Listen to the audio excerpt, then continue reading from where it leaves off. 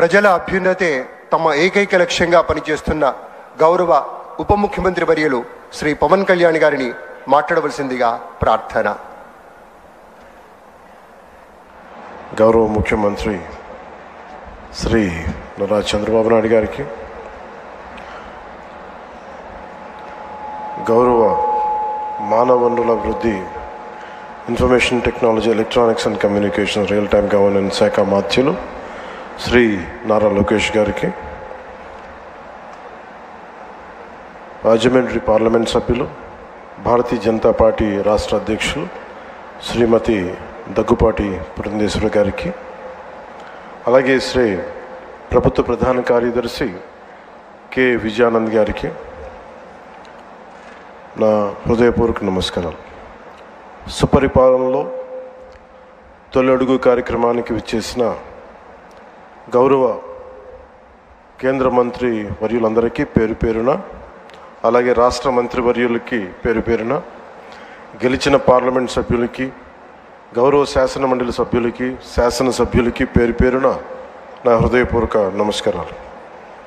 అఖిల భారత service, all India services అధికారులందరికీ, నియోజకవర్గ ప్రత్యేక అధికారులకి అందరికీ నా హృదయపూర్వక నమస్కారాలు, ధన్యవాదాలు మీరు ఇక్కడికి విచ్చేసినందుకు. ఈ సంవత్సరం మేము పూర్తి చేసుకోవటం చాలా కష్టాల మధ్య వచ్చాం. మేము చాలా ఒత్తిళ్ళ మధ్య ఒక 5 సంవత్సరాలు, ప్రత్యేకించి నేను 2014 నుంచి రాష్ట్ర విభజన జరిగినప్పటి నుంచి ఆంధ్రప్రదేశ్ అభివృద్ధి బాగుండాలని ఆకాంక్షించే వ్యక్తిని. వచ్చే గొడవలకి విభజన జరిగితే ఎలా అయిపోయిందో మనం చూస్తూ వచ్చాం. అందుకని ప్రత్యేకంగా నేను ఆంధ్రప్రదేశ్ బాగు కోసం నేను ఎప్పుడూ నిస్వార్థంగా చేసుకుంటూ వచ్చాను. 2014 నుంచి 2019, 2019 నుంచి 2024కి ప్రభుత్వం మారిన వెంటనే ఒక కన్స్ట్రక్టివ్ అప్రోచ్ నుంచి ఒక డిస్ట్రక్టివ్ అడ్మినిస్ట్రేషన్, డిస్ట్రక్టివ్ గవర్నెన్స్ మొదలైంది. ఇది ప్రజాస్వామ్య హితాన్ని కోరుకునే ప్రతి ఒక్కరికి కూడా చాలా ఆందోళన కలిగించింది. ఈరోజు మేము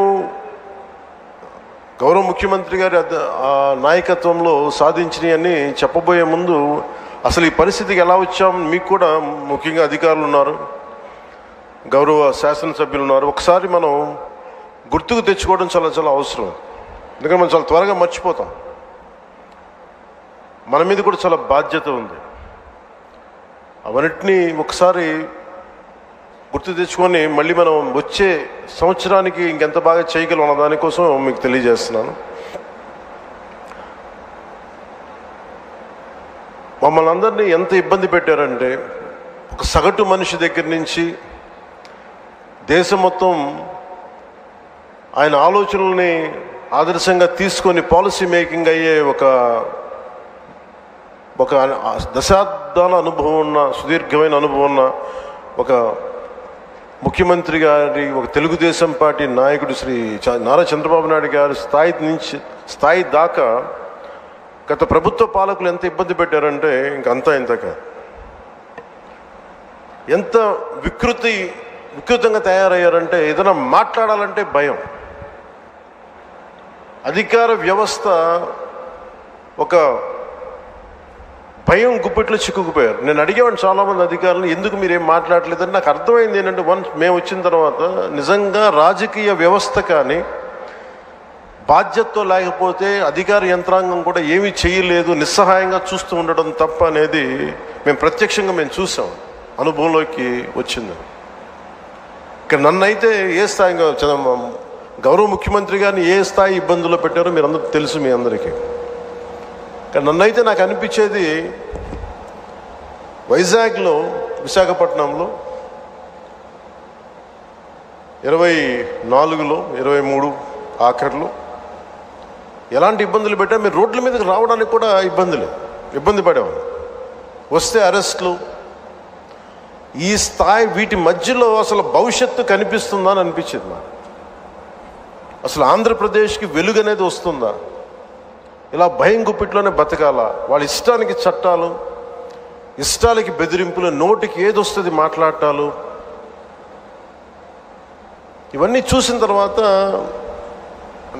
ముఖ్యంగా ఇక్కడ చాలామంది ఉన్నతాధికారులు అందరూ ఉన్నారు, నియోజకవర్గ అధికారులు ఉన్నారు, శాసనసభ్యులు మీరందరూ ఉన్నారు. కాబట్టి అది జరగకుండా కనుక, కూటమి ప్రభుత్వం రాకుండా కనుక ఉండుంటే ఎలా ఉండేది ఆంధ్రప్రదేశ్ని ఒకసారి మన అందరం కూడా ఒకసారి ఆలోచించాలి వన్స్న.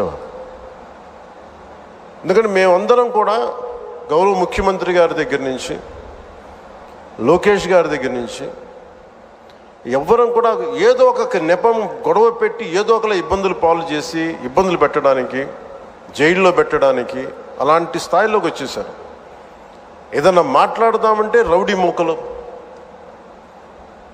నిస్సహాయతతో కూడిన అధికారులు, లేదా వంతపాడే అధికార యంత్రాంగం, వీటన్నిటి మధ్యలో విలవిల్లాడిపోయింది రాష్ట్రం. ఏదైనా మాలాంటి వాళ్ళు వచ్చి మాట్లాడి చెప్దామంటే మమ్మల్ని అలా ఇలా ఇబ్బంది పెట్టలేదు, మా కుటుంబ సభ్యులతో సహా. వీటన్నిటి నేపథ్యంలో ఎన్డీఏ ప్రభుత్వం, సుదీర్ఘమైన అనుభవం ఉన్న చంద్రబాబు గారి నాయకత్వంలో తెలుగుదేశం పార్టీ, భారతీయ జనతా పార్టీ, జనసేన ఇవన్నీ కలిసి కూటమి ప్రభుత్వాన్ని ఏర్పాటు చేయడానికి, నిలబెట్టడానికి ముఖ్య ఉద్దేశం ఒక సుపరిపాలన అందించాలి, అడ్మినిస్ట్రేషన్ విత్ అన్ అకౌంటబిలిటీ, ఒక రెస్పాన్సిబిలిటీ తోటి ముందుకెళ్ళాలి అన్న ఉద్దేశంతో మేమందరం ముందుకు వచ్చాం. ప్రజలు దాన్ని గుర్తించారు, ఆదరించారు. ఈ ప్రభుత్వానికి, ఈ కూటమి ప్రభుత్వానికి అండగా నిలబడ్డారు. ఆంధ్రప్రదేశ్ ఇప్పుడు స్వర్ణాంధ్రప్రదేశ్ దిశగా అడుగులు వేస్తుంది. ఈ మార్పు తీసుకురావడానికి ఒక యుద్ధమే చేయాల్సి వచ్చింది. ఆ పోరాటానికి ఫలితం వచ్చి ఏడాది పూర్తయింది. చీకటి నుంచి వెలుగులోకి ఇప్పుడిప్పుడే వస్తున్నాం. ముందుగా రాష్ట్ర ప్రజలకి తెలుగుదేశం, భారతీయ జనతా పార్టీ, జనసేన కూటమికి అద్భుత విజయాన్ని అందించిన రాష్ట్ర ప్రజలకి ఈ సుపరిపాలనకి ఏడాది వచ్చిన సందర్భంగా మేము మీకు ప్రత్యేకంగా కృతజ్ఞతలు తెలియజేస్తున్నాం. రాష్ట్ర ప్రజల రుణం తీర్చుకునేందుకు గౌరవ ప్రధాని శ్రీ నరేంద్ర మోదీ గారి మార్గనిర్దేశకత్వంలో, పాలనలో అపార అనుభవం కలిగిన గౌరవ ముఖ్యమంత్రి శ్రీ చంద్రబాబు నాయుడు గారి నాయకత్వంలో కూటమి ప్రభుత్వం నిరంతరాయంగా కృషి చేస్తూనే ఉంది. ఒకవైపు కుదేలైన ఆర్థిక వ్యవస్థ, అస్తవ్యస్త విధానాలతో ఉన్న ఈ నడిపిన ప్రభుత్వాన్ని తిరిగి గాడిని పెట్టడానికి గౌరవ ముఖ్యమంత్రి గారి అపారమైన అనుభవం మా అందరికీ ఎంతో బలాన్ని ఇస్తూ ఉంది. అలాగే గౌరవ ప్రధానమంత్రి శ్రీ నరేంద్ర మోదీ గారి కేంద్రం నుంచి అందిస్తున్న సహాయ సహకారాలతోటి, ముఖ్యమంత్రి గారి పాలనా దక్షతతోటి, మంత్రివర్గ సహచరుల మద్దతుతోటి స్వర్ణాంధ్రప్రదేశ్ విజన్ 2047 వికసిత్ భారత్ లక్ష్యాల సాధన దిశగా ముందుకు వెళ్తూ ఉంది. ఈ మధ్యనే మనం 11వ అంతర్జాతీయ యోగా దినోత్సవం సందర్భంగా గౌరవ ముఖ్యమంత్రి శ్రీ నారా చంద్రబాబు నాయుడు గారి నేతృత్వంలో ఎన్డీఏ కూటమి ప్రభుత్వం విశాఖపట్నంలోని బీచ్ రోడ్లో 3 లక్షల పైచిలుకుతో మందితో నిర్వహించిన యోగాంధ్ర కార్యక్రమం ప్రపంచ రికార్డు సృష్టించింది. అలాగే రాష్ట్ర ప్రభుత్వ పథకాల్లో నేను చాలా సందర్భాలు అడిగేవాడిని ముఖ్యమంత్రి గారిని. ఎలక్షన్ సమయంలో మనం ఈ సూపర్ 6 ఇలాంటివన్నీ ఎలా చేయగలం ఏంటని మాట్లాడితే ఆయన ఎప్పుడు కూడా అనేది ఏంటంటే, డెవలప్మెంట్తో పాటు మనం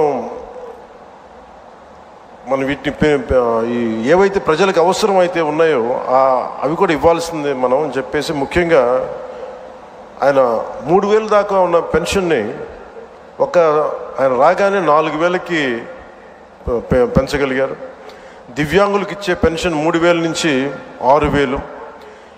దివ్యాంగులు కొన్ని సంవత్సరాలుగా నా దృష్టిలో ఉంది, అందరూ ముఖ్యమంత్రి గారి దృష్టిలో ఉంది, మాకు పెంచండి అని అంటుంటే అది కుదరలేకపోయింది ఎవరికి, ఏ ప్రభుత్వానికి కూడా. కానీ ముఖ్యమంత్రి గారి నాయకత్వంలో ఆయన ఫినాన్షియల్ మేనేజ్మెంట్ అద్భుతం కాబట్టి 3,000 నుంచి 6,000కి పెంచారు.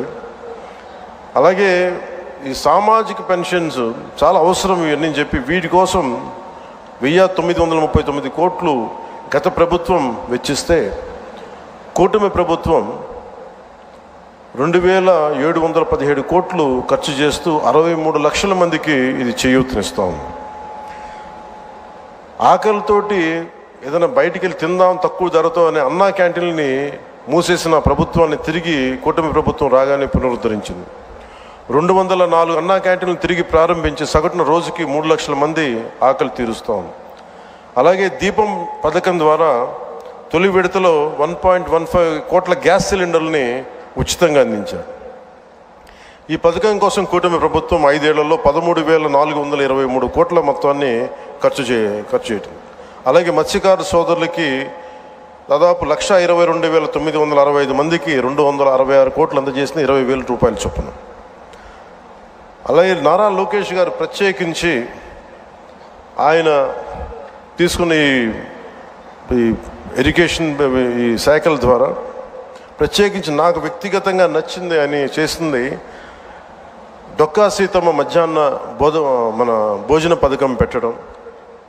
ఎంతసేపు ప్రభుత్వ పథకాలకి గత ప్రభుత్వంలో ఆయన పేర్లు పెట్టుకోవడం, వారి పేర్లు పెట్టుకోవడం కంటే కాకుండా ఎవరైతే సమాజానికి ప్రేరణగా ఉన్నారో అలాంటి వారి పేర్లు పెట్టడం మనస్ఫూర్తిగా సర్వేపల్లి రాధాకృష్ణన్ గారి మన కిట్స్, స్కూల్ కిట్స్ అందించడం, ఇలాంటి చాలా రెవల్యూషన్ నిర్ణయాలు తీసుకున్న నారా లోకేష్ గారికి నా ప్రత్యేకంగా నా ధన్యవాదాలు తెలియజేస్తాను. ఇట్స్ క్వైట్ ఇన్స్పైరింగ్ అనిపించింది. అలాగే తల్లికి వందనానికి దాదాపు 67 లక్షల మందికి పైగా విద్యార్థులకు లబ్ధి చేకూరింది. ఈ మొత్తంలో 1,346 కోట్లు పాఠశాలల అభివృద్ధికి వెళ్తూ ఉంది. 10,000 చొప్పున 10,091 కోట్లు ఖర్చు చేస్తున్న ఈ పథకం 67 లక్షల మందికి పైగా లబ్ధి. గత ప్రభుత్వం జాబ్ క్యాలెండర్ పేరిట మీద యువతని సరిగ్గా వదిలేసింది. ఒక్క డిఎస్సి కూడా నిర్వహించిన పాపాన్ని పోలేదు. కూటమి ప్రభుత్వం వచ్చిన వెంటనే 16,347 ఉపాధ్యాయ నియామకాలకు మెగా డిఎస్సి నోటిఫికేషన్ విడుదల చేసింది. వైసీపీ హయాంలో ఉపాధి కోసం యువత పక్క రాష్ట్రాలకు వెళ్ళిపోయే పరిస్థితుల్లో కూటమి ప్రభుత్వం నారా చంద్రబాబు గారి నాయకత్వంలో 20 లక్షల ఉద్యోగాల కల్పన దిశగా చాలా బలమైన ప్రణాళికలు సిద్ధం చేస్తూ ఉంది. 6,100 పోలీసు ఉద్యోగాల నియామకాలకు చర్యలు తీసుకుంది. ముఖ్యంగా గత పాలనలో లక్షలాది భవన నిర్మాణ కార్మికులు ఉపాధి కోల్పోయారు. నిర్మాణ రంగం కుదేలైంది. అలాంటి వాళ్ళకి కూటమి ప్రభుత్వం రాగానే ముఖ్యమంత్రి గారు ఒకటి చెప్పిన ఉచిత ఇసుక విధానాన్ని అమలు చేయాల్సిందని చెప్పి చేసినందుకు ప్రత్యేకంగా భవన నిర్మాణ కార్మికుల తరపున ముఖ్యమంత్రి గారికి నా కృతజ్ఞతలు తెలియజేసుకుంటున్నాను. ఏడాది కాలంలో బ్రాండ్ ఏపీని పునరుద్ధరించడం ద్వారా 9.4 లక్షల కోట్ల పెట్టుబడుల్ని ఆంధ్రప్రదేశ్ ఆకర్షించింది. తద్వారా 6 లక్షల ఉద్యోగాల కల్పనకు ఇది దారి వేస్తుంది. గత 5 ఏళ్లలో గజానికి గొంతగా మారిన రాష్ట్ర రహదారులకు పునర్జీవం నింపుతూ 20,000 కిలోమీటర్లు R&B రోడ్లకి మరమ్మతులు చేసింది. వైసీపీ గత పాలనలో ల్యాండ్ యాక్ట్ని రద్దు చేసే ఒక ల్యాండ్ యాక్ట్ని తీసుకొచ్చింది. దాన్ని రద్దు చేసి కూటమి ప్రభుత్వం రాగానే చంద్రబాబు గారి నాయకత్వంలో ఆ యాక్ట్ని రద్దు చేసి ప్రజల ఆస్తులకి రక్షణ కల్పించే విధంగా చర్యలు చేపట్టింది. గత ప్రభుత్వంలో BC, SC, ST, minority sub plan నిధుల్ని సైతం ఇష్టారాజ్యంగా మళ్లించి వెనకబడిన వర్గాల వారికి ద్రోహం చేసింది. కూటమి ప్రభుత్వం సబ్ప్లాన్ నిధులు దుర్వినియోగం కాకుండా చేపట్టి ఆయా వర్గాల స్వయం ఉపాధి పథకాలకి వెచ్చిస్తూ ఉంది. ప్రత్యేకించి నేను పంచాయతీరాజ్ శాఖని నేను నిర్వహిస్తున్నాను కాబట్టి దానికి సంబంధించి కొంచెం చెప్తాను మీకు. పంచాయతీరాజ్ గ్రామీణాభివృద్ధి శాఖ బాధ్యతలు స్వీకరించిన వెంటనే సర్పంచులు తలెత్తుకునేలా మొదటి అడుగు వేయడమైంది. జాతీయ పండుగలైన స్వాతంత్ర దినోత్సవం, గణతంత్ర వేడుకలకు నిర్వహణకిచ్చే నిధుల్ని మైనర్ పంచాయతీలకు 100 నుంచి 10,000కి, మేజర్ పంచాయతీలకు 250 నుంచి 25,000కి పెంచాం. గ్రామాన స్వాతంత్ర గణ దినోత్సవ వేడుకలను ఘనంగా నిర్వహించుకునే అవకాశం కల్పించి ఆత్మగౌరవాన్ని కాపాడాం. సర్పంచుల ఆత్మగౌరవాన్ని. గ్రామ స్వరాజ్య సాధన లక్ష్యంలో ఒకే రోజున 13,326 పంచాయతీల్లో గ్రామ సభలు నిర్వహించి ఒక సరికొత్త రికార్డు సాధించాం. ఇది పల్లె పండుగ ద్వారా గ్రామీణ రహదారులకి ఒక కొత్త కళ తీసుకొచ్చాం. రైతులకి అండగా మినీ గోకులాలు, నీటి కుంటలు చాలా తక్కువ కాలంలోనే తవ్వించాం. మహాత్మా గాంధీ జాతీయ గ్రామీణ ఉపాధి హామీ పథకం ద్వారా రాష్ట్ర వ్యాప్తంగా 46,94,000 కుటుంబాల్లో 75,23,000 మంది ఉపాధి శ్రామికులకి వారి సొంత గ్రామాల్లోనే ఉపాధి కల్పించాం. 2024-2025 ఆర్థిక సంవత్సరంలో 5,10,000 కుటుంబాలకి 100 రోజులకు పని కల్పించాం. అలాగే ఈ అడవి తల్లి బాట కార్యక్రమానికి ప్రత్యేకించి గౌరవ ముఖ్యమంత్రి గారికి నా ధన్యవాదాలు తెలియజేస్తా ఉన్నాను. 70 సంవత్సరాలుగా రోడ్లు లేని ఎన్నో ఈ గిరిజన గ్రామాలకి 105 కోట్లు నిధులు అవసరమైంది. వారికి ఒకరోజు ప్రత్యేకంగా తెలియజేస్తే ఆయన దాన్ని అర్థం చేసుకొని వెంటనే దానికి సంబంధిత నిధులు రిలీజ్ చేయటం వల్ల ఈ రోజున గిరిజన గ్రామాలను అనుసంధానిస్తూ 1069 కిలోమీటర్ల రోడ్ల నిర్మాణానికి శ్రీకారం చుట్టాం. ఇందులో ప్రధానమంత్రి ఆదివాసీ న్యాయ మహా అభియాన్ PM జన్మన్ పథకం ద్వారా 555.61 కోట్లతోటి 613 కిలోమీటర్ల రోడ్ల నిర్మాణం జరుగుతున్నాయి. డోలీ మూతలు లేని గిరిజన గ్రామాలు లక్ష్యంగా ముందుకు వెళ్తున్నాం. అలాగే పర్యావరణం, అటవీ మరియు శాస్త్ర సాంకేతిక సంబంధించి ముఖ్యమంత్రి గారు మాకు ఒకటే ఆదేశం ఇచ్చారు. రాష్ట్ర విస్తీర్ణంలో 30% ఉన్న అటవీ భూమిని కనీసం మనం మనం ఈ 5 వైడ్లో అయ్యేలోపు మనం కనీసం దాన్ని 50% తీసుకెళ్ళాలి. తక్కువ 37% వెళ్ళాలి అనేది ఆదేశాలు ఇచ్చారు. ఆ విధంగా ప్రణాళికలు రూపకల్పన చేస్తున్నాం. రాష్ట్ర సరిహద్దు జిల్లాల్లో రైతులు ఏనుగుల బెడతో నానా ఇబ్బందులు పడుతూ ఉంటే ఆ సమస్య పరిష్కారానికి అంతర్రాష్ట్ర సహకారం తీసుకున్నాం. మన కర్ణాటక ప్రభుత్వం సహకారం తీసుకున్నాం. కుంకి ఏనుగులు ఇప్పుడు 4 మనకి చేరుకున్నాయి. ఇంకొక 2 త్వరగా వెళ్ళాలి. తక్కువ 37% వెళ్ళాలి అనేది ఆదేశాలు ఇచ్చారు. ఆ విధంగా ప్రణాళికలు రూపకల్పన చేస్తున్నాం. రాష్ట్ర సరిహద్దు జిల్లాల్లో రైతులు ఏనుగుల బెడతో నానా ఇబ్బందులు పడుతూ ఉంటే ఆ సమస్య పరిష్కారానికి అంతర్రాష్ట్ర సహకారం తీసుకున్నాం. మన కర్ణాటక ప్రభుత్వం సహకారం తీసుకున్నాం. కుంకి ఏనుగులు ఇప్పుడు 4 మనకి చేరుకున్నాయి. ఇంకొక 2 త్వరలో రానున్నాయి ఆ క్యాంపుకి. ఎర్రచందనం అక్రమ రవాణాన్ని అరికట్టేందుకు కఠిన చర్యలు అమలు చేయడంతో పాటు అక్రమంగా తరలిపోతున్న ఎర్రచందనాన్ని తిరిగి తెచ్చుకునే విధంగా కర్ణాటక రాష్ట్రంతో ఒప్పందం కుదుర్చుకున్నాం. ఎకో టూరిజం అభివృద్ధికి చర్యలు చేపట్టాం. కాఫీ తోటలు ఇటీవల ప్రారంభించిన వుడెన్ బ్రిడ్జ్ కూడా ఈ కోవకి చెందుతుంది. 1,122 కోట్లతోటి నగరవన యోజన ద్వారా 61 నగరవనాల ప్రాజెక్టులని చేపడుతున్నాం. 85.63 లక్షల ద్వారా ఎకో టూరిజాన్ని అభివృద్ధి చేస్తూ రాష్ట్రంలో 48 కమ్యూనిటీ బేస్డ్ ఎకో టూరిజం కేంద్రాలని వన సమితుల ద్వారా నిర్వహించబడుతున్నాయి. జూన్ 5, 2025 మన వన మహోత్సవం సందర్భంగా 1 కోటి మొక్కలు నాటి ట్రాకింగ్ కోసం geographical information system, management information system, quick response కోడ్లు మొదలైన యాప్లు అమలు చేశాం. అలాగే ప్రత్యేకించి సైన్స్ అండ్ టెక్నాలజీ మీద ఇప్పుడిప్పుడే దృష్టి పెడుతున్నాం. విద్యార్థులకి ప్రోత్సాహకాలు అందించే విధంగా అడుగులు వేస్తున్నాం. అలాగే నేను రిప్రజెంట్ చేసే పిఠాపురం నియోజకవర్గ ప్రజలకు ఇచ్చిన మాట మేరకు అభివృద్ధి కార్యక్రమాలు చాలా బలంగా చేపట్టాం. 388 కోట్లకు పైగా అభివృద్ధి పనులను చేపట్టాం. వచ్చే 4 ఏళ్లలో గౌరవ ప్రధానమంత్రి శ్రీ నరేంద్ర మోదీ గారి సహకారంతో, ముఖ్యమంత్రి వర్యులు శ్రీ చంద్రబాబు నాయుడు గారి సహకారంతో రాష్ట్రం మరింత ప్రగతి సాధిస్తుందని ప్రజలకి హామీ ఇస్తున్నాం.